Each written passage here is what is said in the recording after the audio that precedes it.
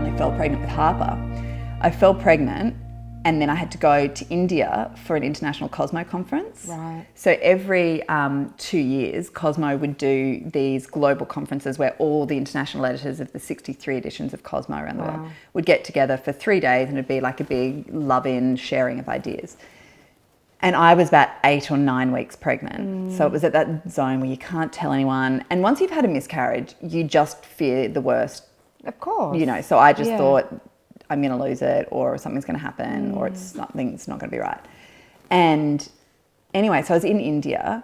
So I was already conscious of like, oh, I can't drink the water and I can't eat this and all the rest of it. Couldn't tell anyone. Yeah. And on the last day, I started to get spotting. And I was like, oh my God, you're kidding. After a year and a half. And I was like, oh my God, what's happening? I felt really sick about it. And at the same time, a few of the other editors had been to see this, I don't even know what you would call him. It was like a mystical, herbal, Reiki, magical wizard man. In India? In India. Right. Healer. Right. Healer. Let's call him a healer.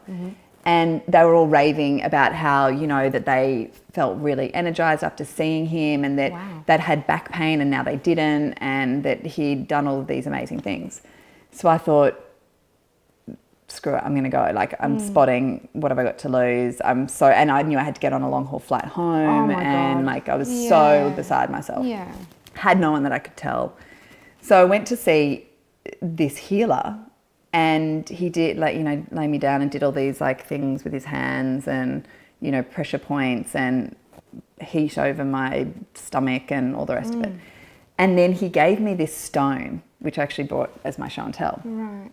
And he gave me this little purple stone, and I wish I could remember the name of it, but I have the worst memory ever.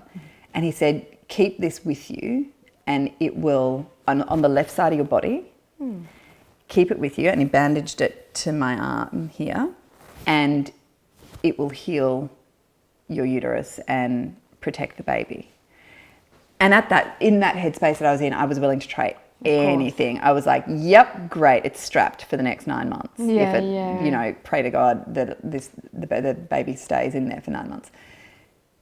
And so I got on the plane. I was still spotting a bit, and by the time I got back, I must have been around 10 weeks. I went for a scan, and there was a heartbeat, and I was like, no, it all looks good. Do you reckon I could take that stone off? I kept it band-aided to my arm for 9 months. That my arm started to rot. Was it the same Band-Aid that he put on? No, I had to change it. So I would have a shower because it would get a bit manky, and then the skin underneath it, because it was like a stone. I'll show it to you. And it's almost like a stone, like a diamond, but it's purple. And could you show me now? Let's do incorporate your show and tell. Wow. And so it's like, it's big. Yeah, and it's pointy. And pointy, yeah. So I stuck it to here, and then I just changed the bandage. But I had to keep, because it was like making my arm go a bit dermatitis-y and a bit rotten.